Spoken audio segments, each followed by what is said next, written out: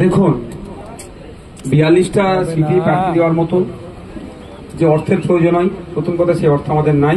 আমাদের না electoral bond আছে, না আমাদের 100 বছরের পার্টি সেই ফান্ড আছে, না আমরা অবৈধ পন্থা অবলম্বন করে লোকের কাছ থেকে তোলা তুলে এই কাজ করি, সেটাও নয়।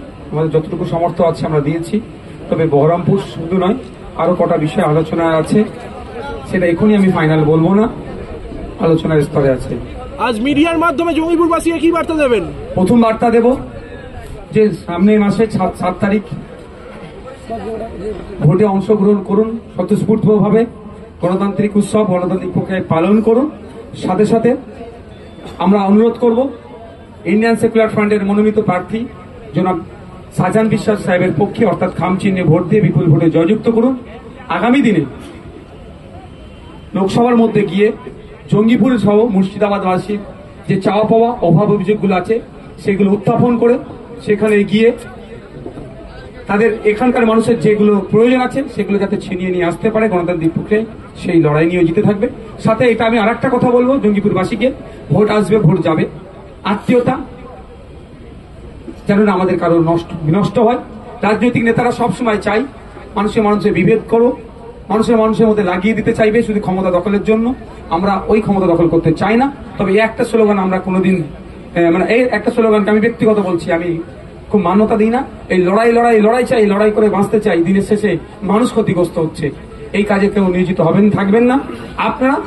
আমরা শুধু স্লোগান হবে শান্তি চাই উন্নয়ন চাই, শান্তি চাই উন্নয়ন চাই। যাকে ভোট দিয়ে আমরা জিতাই না কেন তার দ্বারাই উন্নয়ন হোক, শান্তি প্রতিষ্ঠা হোক, এটা জঙ্গিপুরবাসীকে দায়িত্ব নিতে হবে। শুধু অজিত চৌধুরী নয়, আরো অনেক নেতা আছে যারা চায়নি তারা আইএসএফ এর পক্ষ থেকে পার্লামেন্টে যাক। যেভাবে সংযুক্ত মোর্চার পক্ষ থেকে পার্লামেন্টে গিয়ে আইনসভার মধ্যে গিয়ে রাজ্যের একমাত্র সংযুক্ত মোর্চা তথা আইএসএফ এর বিধায়ক যেভাবে পারফরমেন্স করছে, যদি আইএসএফ এর পক্ষ থেকে তখন চলে যায় একই পারফরমেন্স করে, তাহলে অন্যান্য রাজনৈতিক দল হয়তো ভেঙে পড়বে, তাদের কর্মী সমর্থকরা আইএসএফ এর দিকে চলে আসবে। এই ভয়ে অনেকে আমাদের সাথে জোট করেনি। আমরা চেয়েছিলাম ঐক্যবদ্ধ হয়ে বিজেপি তৃণমূলকে সহজেই পরাস্ত করব, সেই জন্য আমরা জোট চেয়েছিলাম। কিন্তু দুঃখের বিষয় অনেকে জোট করেনি। কিন্তু আমাদের যে লড়াই থেকে এক পা আমরা পিছিয়ে যাব না। আমাদের কষ্ট করতে হবে, ক্ষমতা একটু বেশি লাগবে, বেশি সময় দিতে হবে, কিন্তু আমরা লক্ষ্যে অবিচল বিজেপি তৃণমূলকে আমরা পরাস্ত করব।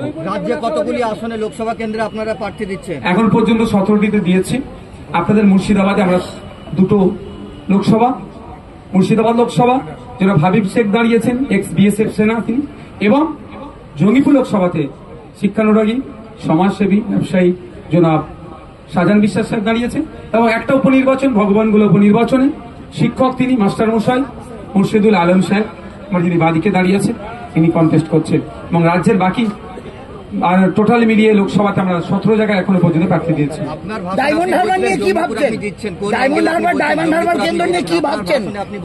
দুটো কথাই বলছি। প্রথম কথা হচ্ছে জঙ্গিপুরের মানুষ অল্টারনেটিভ অনেকদিন ধরে খুঁজছিল, সে অর্থে পাচ্ছিল না। আপনারা দেখুন স্বতঃস্ফূর্তভাবে মানুষ কিভাবে উপস্থিত হচ্ছে, এত ভয়কে উপেক্ষা করে, সন্ত্রাসকে উপেক্ষা করে মানুষ দিকে দিকে আইএসএফ এর ছায়া তলে আসছে। আইএসএফ কে মানুষ গ্রহণ করতে চাইছে। ইতিপূর্বে 17 বার ভোট দিয়ে পার্লামেন্টে পাঠিয়েছে, জঙ্গিপুর মানুষের চাওয়া পাওয়া সমস্যাটা সেভাবে সমাধান হয়নি। ভরসা করছে আমাদের দিকে, আমাদের সংগঠন আছে এবং জনাব শাহজাহান সাহেবের নিজস্ব একটা ক্যারিশমা আছে, অস্বীকার কেউ করতে পারবে না।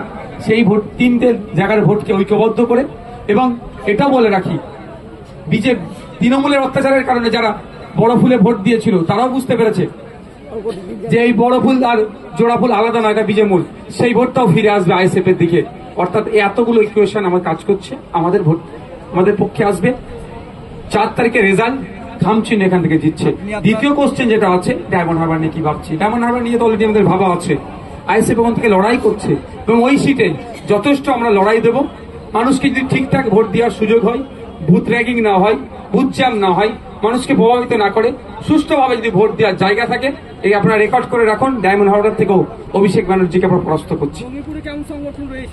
দেখুন আমাদের সংগঠন খুব হাইফাই আছে সেটা বলছি না, কিন্তু এখানে আমাদের জন্য পজিটিভ যেটা হচ্ছে মানুষ প্রস্তুত আছে এবং সাথে সাথে আমরা যে ক্যান্ডিডেটটা পেয়েছি সংগঠন তুলনামূলক খুব ভালো না থাকলেও আমাদের যে প্রার্থী হয়েছেন জনাব শাহজাহান সাহেবের যে নিজস্ব সংগঠন আছে, যে পরিচিতি আছে, তার কর্মী সমর্থক যারা ভালোবাসার মানুষ আছে, ওইখানে যে সাংগঠনিক যে গ্যাপটা আছে সেটা আমরা পূরণ করে নিয়েছি।